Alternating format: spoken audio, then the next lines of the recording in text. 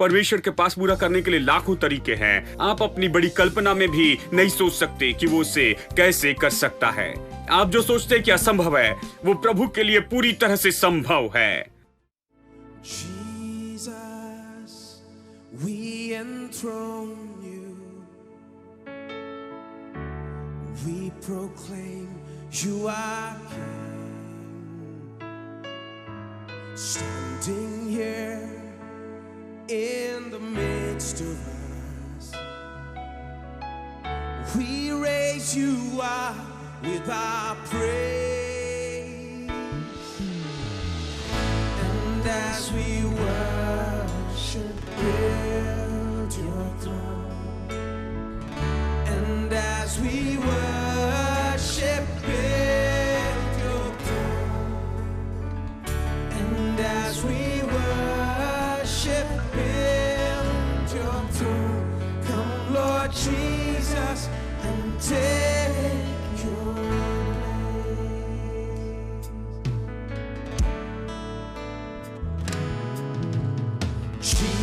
Jesus, we enthrone you. We proclaim you are standing here in the midst of us. We raise you up with our praise. And as we worship, build your throne. And as we worship, build your throne. And as we worship, build your throne. Come, Lord Jesus, and take your. And as we worship, and as we worship, build your throne. And as we worship, build your throne. And as we worship, build your throne. Come, Lord Jesus, and take. Sing it one more time. As we worship, let's worship Him. And as we worship, build your throne. And as we worship, build your throne. And as we worship, build your throne. Come, Lord Jesus, and take your place.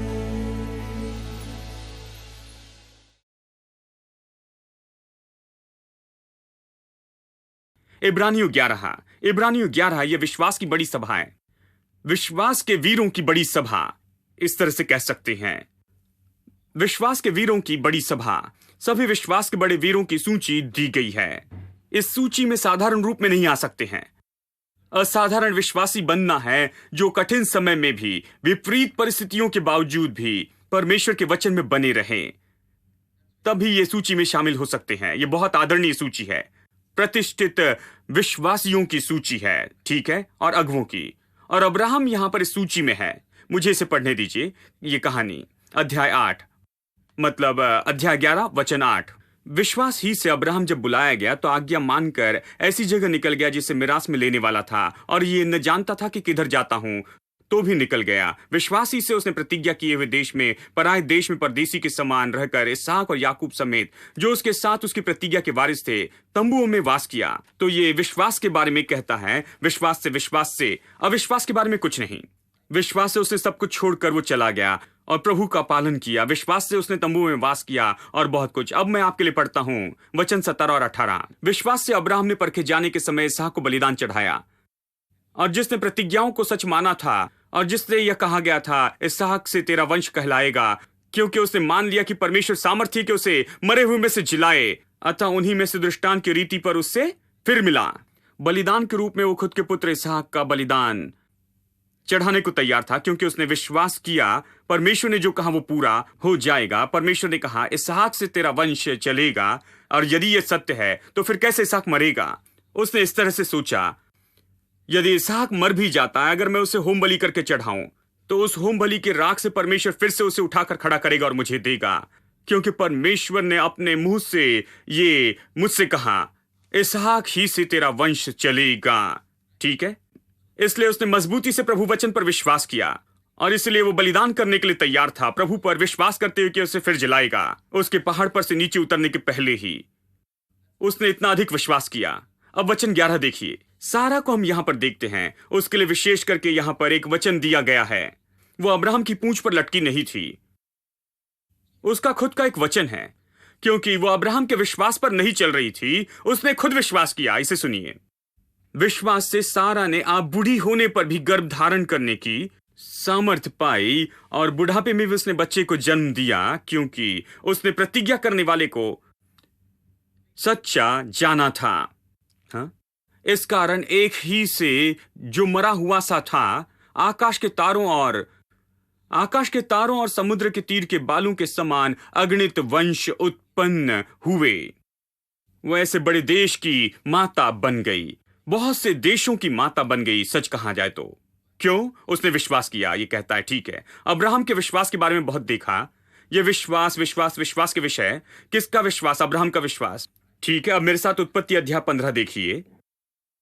अब हम उसके अविश्वास के बारे में देखेंगे, क्योंकि हम देख सकते हैं, कई बार खुद को वहां देख सकते हैं। हाँ, क्योंकि हम बहुत से लोग ऐसे ही शुरू करते हैं और फिर अविश्वास से बाहर आकर विश्वास में आते हैं, और इसलिए देखना महत्वपूर्ण है। अध्याय 15 वचन 1। इन बातों के पश्चात यहोवा का ये वचन दर्शन में अब्राहम के पास पहुंचा, हे अब्राहम, डर मत, तेरी ढाल और तेरा अत्यंत बड़ा प्रतिफल मैं हूं।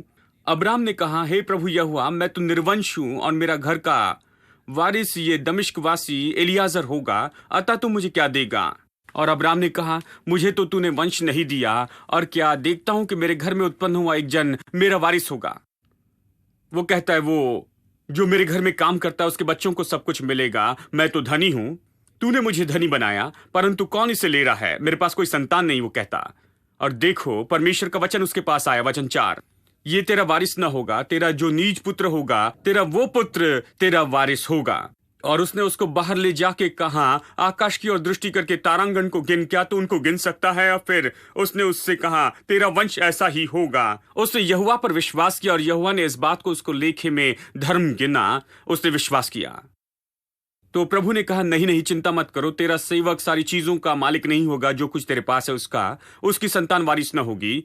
कोई जो तुझसे पैदा होगा वही तेरा वारिस होगा। इसलिए अब्राहम ने विश्वास किया। ठीक है, अध्याय 16 को देखिए, वचन 1।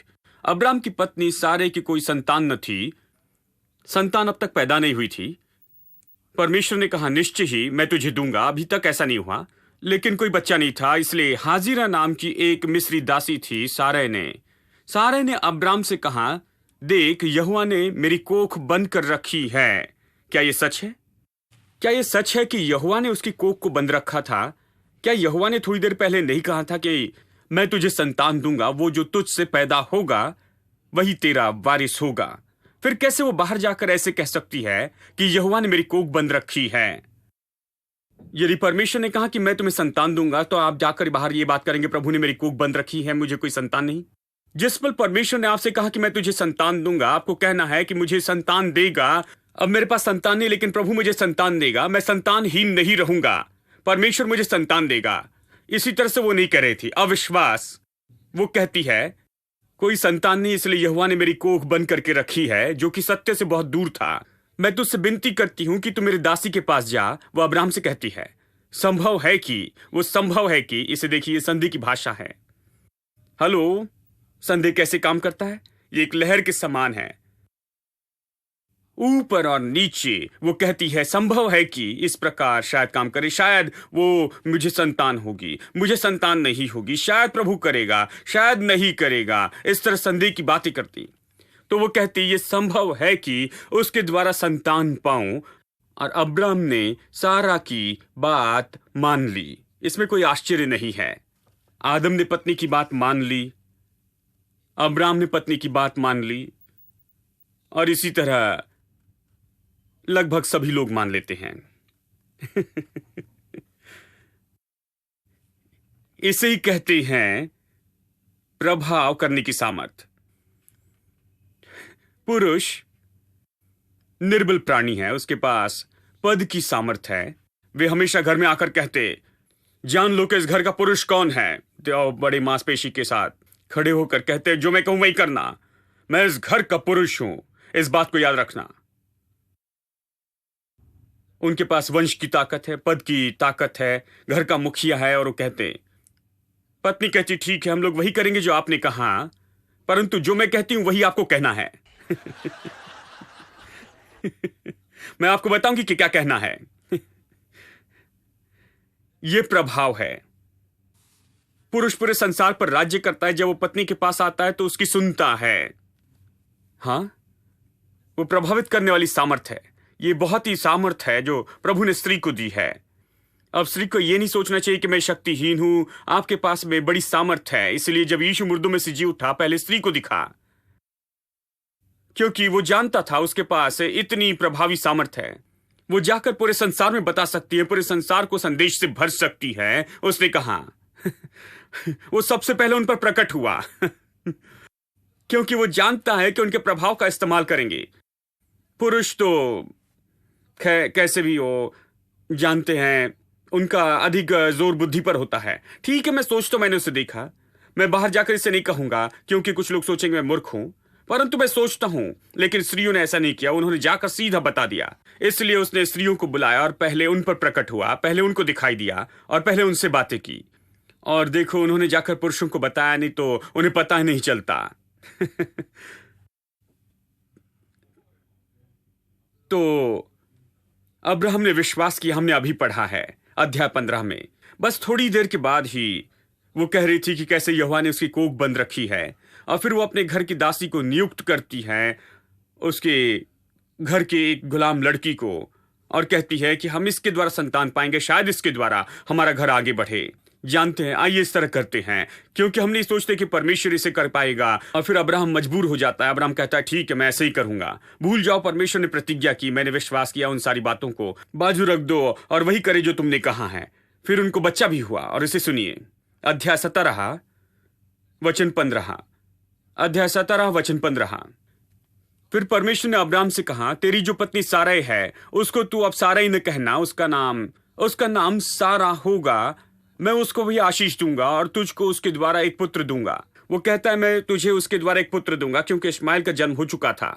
याद रखिए, उसने हाजिरा को नियुक्त किया था और इश्माइल पैदा हुआ। वो एक तरह से संतुष्ट थे, कहा ठीक है प्रभु, भूल जाओ, हम लोग बूढ़े हो रहे हैं, चिंता मत करना, जानते हम अच्छे हैं। और परमेश्वर कहता है, नहीं मैं तुझे आशीष दूंगा और तू उसे सारा कहना, क्योंकि उसका मतलब है जातियों की मूल माता। मैं उसको ऐसी आशीष दूंगा कि वो जातियों की मूल माता हो जाएगी और उसके वंश से राज्य के राजा उत्पन्न होंगे। तब अब्राहम मुंह के बल गिरा और हंसा। अब्राहम इस बात से बहुत हंसा। अब्राहम के विश्वास के बारे में हम नए नियम में बहुत बातें करते हैं। हम सोचते हैं कि अब्राहम विश्वास में बहुत ही बड़ा था और जो भी प्रभु ने कहा उस पर उसने विश्वास किया। लेकिन देखिए, यहां हम उसमें अविश्वास देखते हैं। अब्राहम जोर से हंसा, और वो केवल हंसा ही नहीं, लेकिन हंसते हुए नीचे गिरा। वो इतना ज्यादा हंसा। वो क्यों इतनी जोर से हंसा? ये कहता है कि मन ही मन कहने लगा, क्या 100 वर्ष के पुरुष के संतान होगी? इस बात से वो हंसा। क्या आप हंसेंगे यदि 100 वर्ष के हो और परमेश्वर कहे कि आपको संतान होगी?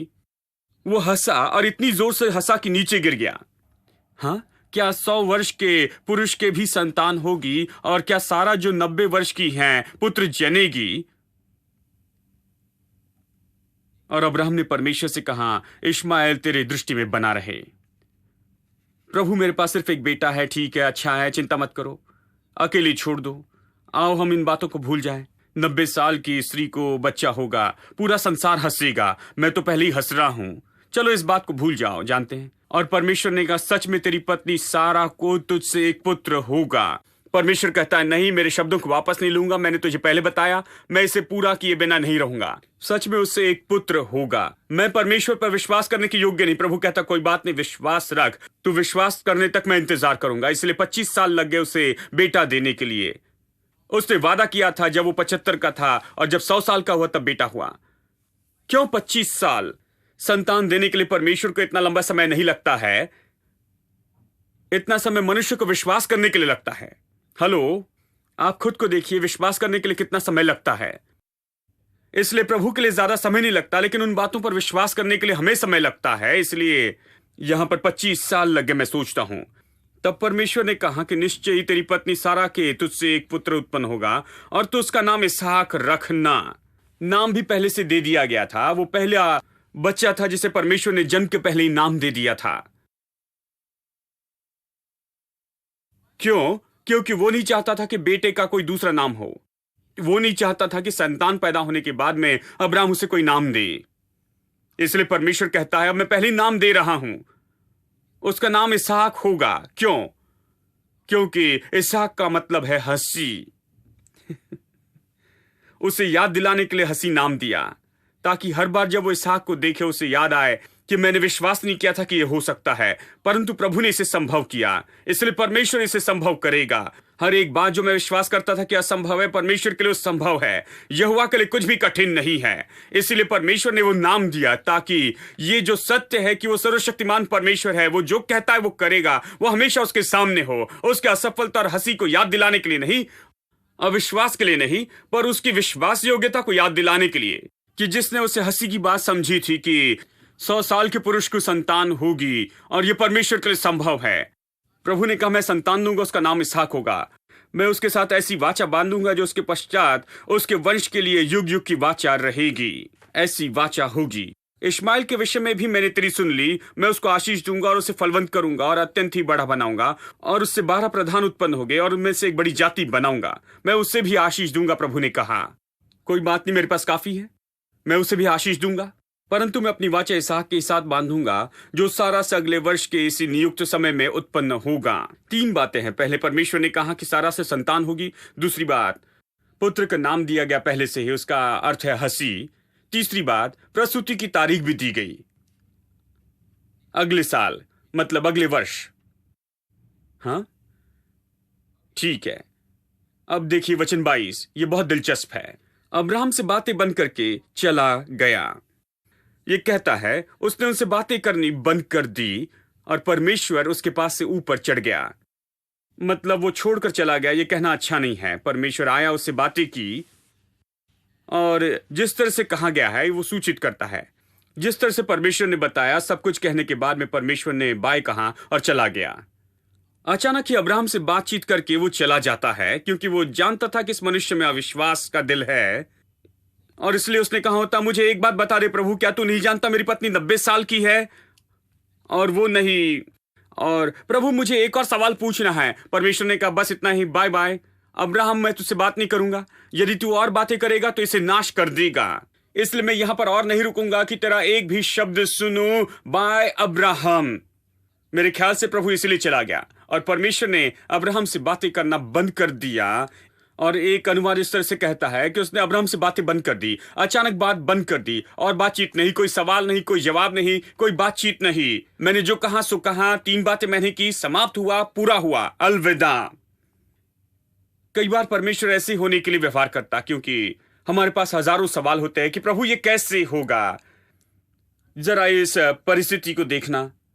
हाँ, परमेश्वर के पास पूरा करने के लिए लाखों तरीके हैं। आप अपनी बड़ी कल्पना में भी नहीं सोच सकते कि वो उसे कैसे कर सकता है। आप जो सोचते हैं कि असंभव है, वो प्रभु के लिए पूरी तरह से संभव है। परमेश्वर वास्तव में अब्राहम की सहायता कर रहा था, अचानक ऐसे ही जाने से।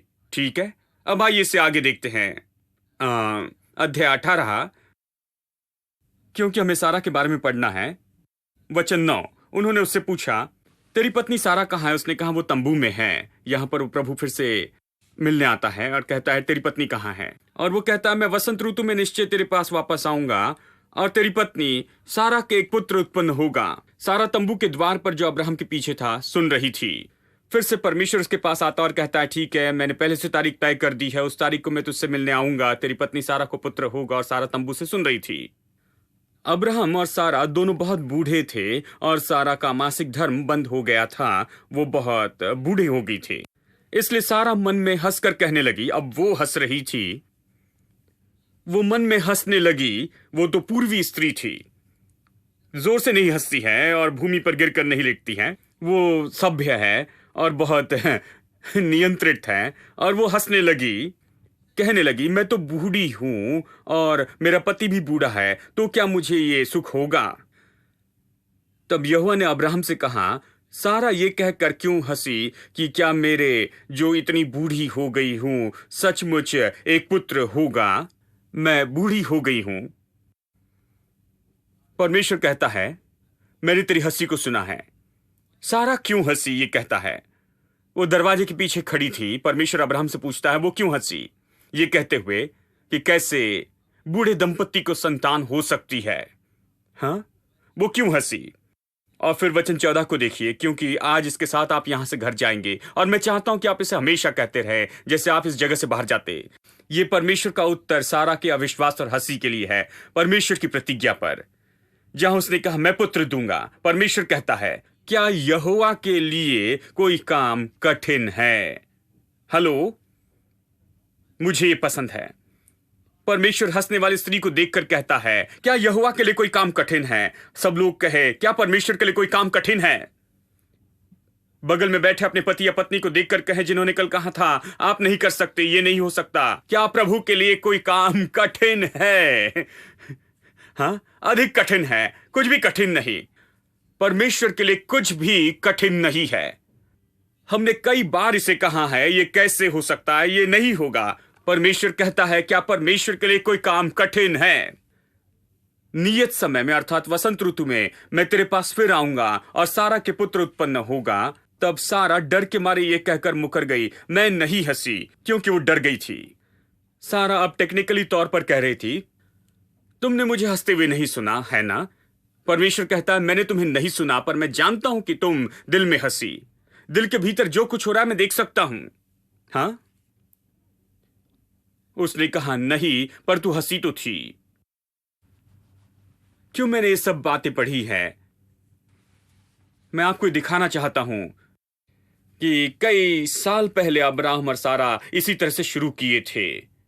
जब उन्होंने अपनी विश्वास की यात्रा शुरू की, वो पूरे विश्वास के साथ में वहां से नहीं निकले थे और आगे नहीं बढ़े। वो विश्वास को सीखते गए। वो परमेश्वर की प्रतिज्ञा और अद्भुत बातों पर विश्वास नहीं कर पाए, क्योंकि वो बहुत ज्यादा थी, बहुत अद्भुत, बहुत सुंदर थी। उनके दिल और दिमाग नहीं समझ पाए। परमेश्वर कह रहा था वो बहुत कुछ करेगा और उनका दिमाग सहमत नहीं हो रहा था। बहुत मुश्किल हो रहा था कि प्रभु इसे करेगा। विश्वास कर नहीं पा रहे थे। लेकिन वहां पर अब्राहम के जीवन में और सारा के जीवन में निश्चित बदलाव आया और वो कहीं ना कहीं बदले विश्वास की यात्रा में, जहां वे ऐसे व्यक्ति होना बंद कर दिए जो हंसते और अविश्वास करते और परमेश्वर की प्रतिज्ञाओं पर विश्वास करना शुरू किया। अब्राहम और सारा को कुछ न कुछ तो जरूर हुआ होगा। इसलिए हम रोमियो अध्याय 4 में पढ़ते हैं, उसने ध्यान नहीं दिया। उसने ध्यान नहीं दिया कि उसका शरीर मरी हुई दशा में है और सारा की कोख भी अब मर चुकी है। उसने ध्यान नहीं दिया। उसने ये सीख लिया था कि इसे नहीं देखना है। तो उसे क्या देखना है? मैं परमेश्वर के वचन को देखूंगा। कहीं तो भी उसने मार्ग में उसने ये निर्णय लिया कि वो परिस्थिति को देखना बंद करेगा, असंभवता को देखना वो बंद कर देगा और परमेश्वर की प्रतिज्ञाओं को देखना शुरू कर देगा, क्योंकि परमेश्वर ने जो कहा उसे वो पूरा करने में सामर्थी है। कहीं पर तो बदलाव का वो पल आया। मैं आपसे पूछता हूं दोस्तों, क्या ऐसे बदलाव का पल आपके जीवन में आया? क्या आप अविश्वास से लड़ रहे हैं? क्या आप संदेह से लड़ रहे हैं? क्या परमेश्वर के वायदे आपके लिए बहुत ही ज्यादा हैं? क्या यह आपके लिए आश्चर्यजनक है? क्या यह अविश्वसनीय है? क्या आप इस पर विश्वास नहीं कर पाते कि प्रभु की आशीष की भरपूरी में चल सके? आप विश्वास नहीं कर पाते? शायद आप मेरे प्रचार पर हंसते हो। कुछ लोग हंसते हैं। हाँ, सैम चौधरी ने कहा वो विश्वास के प्रचारक है ना? खैर, जब लोग इस पर हंसते हैं तो मैं खुश होता हूं, क्योंकि काम तो शुरू हो गया है। उन्होंने हंसना शुरू किया है, परंतु बाद में मेरे साथ जुड़ जाएंगे यदि वे निरंतर आते रहें और सुनते रहें, क्योंकि बदलाव का वो पल आएगा। पहली बार तो इस पर विश्वास नहीं होगा, पर जल्दी ही ये पहुंचने योग्य जान पड़ेगा। जल्दी आप देखेंगे कि परमेश्वर अच्छा है। जल्दी आप परमेश्वर की भलाई पर विश्वास करना शुरू करेंगे और जल्दी ही आप इसे सुनते चले जाएंगे। और वचन सुनने से विश्वास आता है और आप परमेश्वर की प्रतिज्ञा पर विश्वास करेंगे और आप परमेश्वर के वचन पर खड़े रहेंगे। दूसरी बातों को दूर रखेंगे, बाकी सब दूर करके आप प्रभु वचन पर विश्वास करने लगेंगे। आप ध्यान नहीं देते हैं और लड़खड़ाते नहीं। आप पूरे रूप से शाश्वती रखते हैं कि जो प्रभु ने वादा किया है वो उसे पूरा करने के योग्य भी है। ऐसा काम तो हर एक के दिल में समय के साथ होना ही चाहिए। यदि आप यहाँ चर्च में आते हैं, आप महीनों और हफ्तों तक यहाँ पर वर्षों तक आते हैं, तो क्या आपके साथ ये हुआ? यही तो आत्मिक काम होना चाहिए। एक अविश्वासी दिल विश्वासी दिल बन जाए। ऐसा दिल जो परमेश्वर के चमत्कारों को नहीं पा सकता है, 25 साल तक पुत्र प्राप्त नहीं कर सकता है, अब 100 साल की आयु में परमेश्वर के चमत्कार के लिए सामर्थ्य होता है। उसके दिल में कुछ होता है, उसके जीवन में चमत्कार होता है, उसके जीवन में। और देखिए, एक पुत्र उत्पन्न होता है। और मैं आपको बताऊं, यहोवा के लिए कुछ भी कठिन नहीं है। हंसना बंद कर दे, विश्वास करना शुरू कर दे, क्योंकि परमेश्वर आपके साथ वैसे ही करेगा। आमीन। More than I can hope or dream of, you put your favor on me. One day in the house of God is better than 1,000 days in the world. So blessed, I can't contain it. So much you gotta give it away. Your love taught me to live now. You are more than so blessed, so blessed. I can't contain it. So much you gotta give it away. Your love taught me to live now. You are more than enough for me.